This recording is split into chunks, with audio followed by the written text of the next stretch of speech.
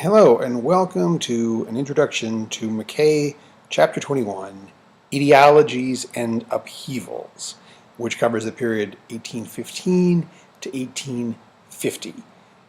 This is basically the chapter that deals with the immediate consequences and reactions to the great dual revolutions, the French Revolution and the Industrial Revolution, which we've just covered in chapters 19 and 20. Those two revolutions, as we've talked about at length, tear up Europe in all kinds of ways, politically, socially, economically, culturally, and Europe, as we turn into the what we call the long 19th century, is reeling with the consequences of those revolutions and trying to figure out how to address them. So we have an extraordinarily rich and complicated series of reactions to those things. We're going to be dealing in this chapter with great political trends, great economic theories, intellectual and artistic traditions, all of which together are our attempt to sort of understand what Europe was going through in this incredibly tumultuous time. So what are the big questions that we're going to try and address in this unit? Well, they're broader and more varied than even a typical McKay chapter. You can start with the big one, right? What are the political, social, and intellectual consequences of the dual revolutions? If you can parse those out, then you've got a handle on the basics of this chapter. More specifically, you can say, how do European states struggle to maintain stability in this era of revolution and nationalism? This is the international politics part of the chapter.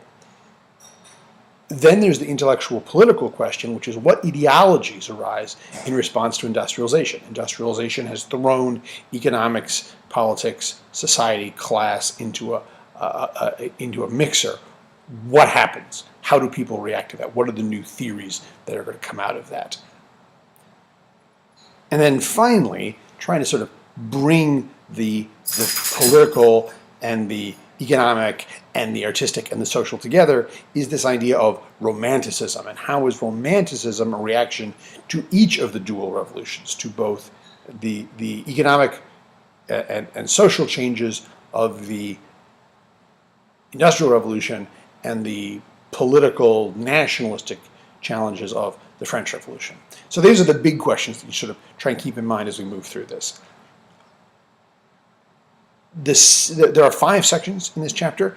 We begin with what's called the aftermath of the Napoleonic Wars, which is basically what happens right after Napoleon is finally defeated. And the question McKay asks here is, how was peace restored and maintained after 1815?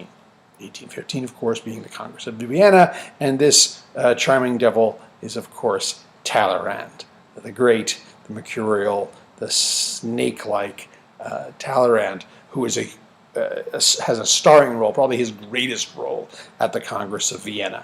So Vienna is where the European winners and losers get together and create a new international order that's going to try and maintain peace. How did that work? Was it successful? That's the first section. In this section, there is a lovely primary source by Metternich on the conservative reaction. Metternich is a towering figure in his own right. Metternich is essentially the leader of Austria during this period. He is the archetype of the conservative European in this period.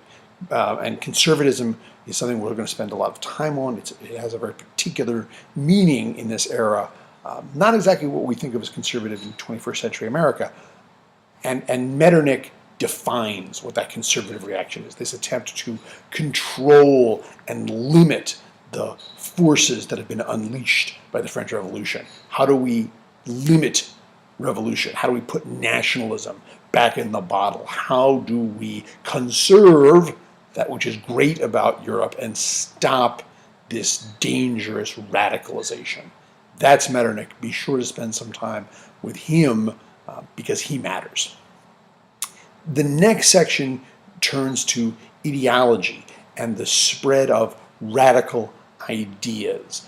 And here what we're going to talk about are what are the new ideologies that emerge to challenge conservatism. If conservatism sort of controls or wins the day in 1815 and the Congress of Vienna is essentially a conservative institution, what then arises to challenge conservatism? And here we're going to talk about ideologies like liberalism and socialism. This picture, of course, I hope you recognize, is Karl Marx. We'll introduce Marxism a little in this chapter, but we're going to, Marx himself and Marxism doesn't become really influential until the second half of the 19th century, and that's when we'll do a deep dive on Marx. But we'll just introduce him in his context of the radical ideas that spread in the first half of the 19th century. Then we move on to Romanticism. And Romanticism is just one of those sections that people tend to either love or hate. And you can look forward to figuring out for yourself. McKay's very basic question is, what are the characteristics of the Romantic movement? Or what is Romanticism? And Romanticism is a complicated, controversial doctrine. It combines artistic impulses, political impulses, even to some extent economic impulses. And those different threads are sometimes contradictory, sometimes they're supportive of each other, and the impact of Romanticism is undeniable. What that impact was, on the other hand, may be very controversial.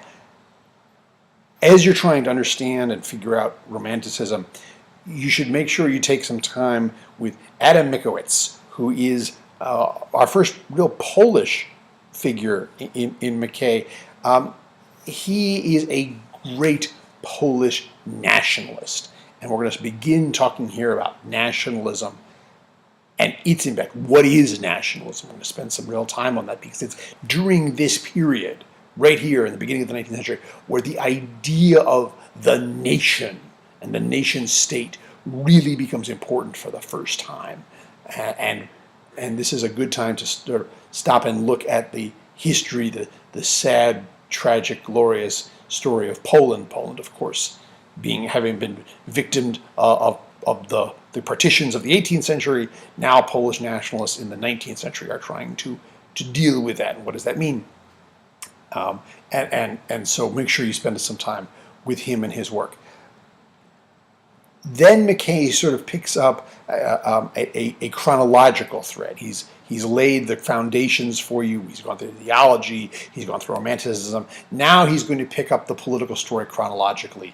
And the next section is about reforms and revolutions before 1848. And so this is basically how and where was conservatism challenged after 1815. Conservatism is under constant pressure and threat. Where does that happen? How does that happen? Where is it successful? Where does it fail? And we'll look at this very famous, very important painting, which is one of those challenges of the French Revolution of 1830.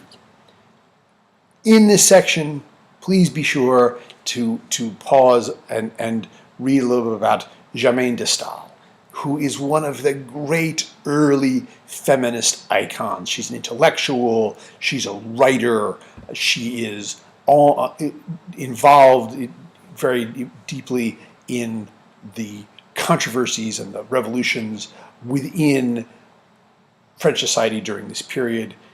She's very influential in her own right. And just by the way, one of the mistresses of Talleyrand. The two of them had this great, partly romantic, but actually more of an intellectual relationship. They respected and admired each other a great deal, and they had this decades-long friendship and association. So Germaine de Staël deserves your time and your attention. Then Mackay rushes down to the end of the chapter and the revolutions of 1848. This is the great set piece, the great super complicated story of the chapter. And the question is pretty straightforward. What were the main causes and results of the revolutions of 1848? It may sound like a simple question. It is a very complicated thing to answer. And we will spend some time just trying to tease out what happened in 1848. What happened in France? What happened in Germany? What happened elsewhere? I will tell you that there's the classic line about 1848 is that it is the great turning point of history at which history failed to turn. So we'll talk about that, and you'll decide for yourself whether 1848 was or was not a turning point. Okay, it's a great chapter. Enjoy the complexity and the depth of it, and I'll see you in class.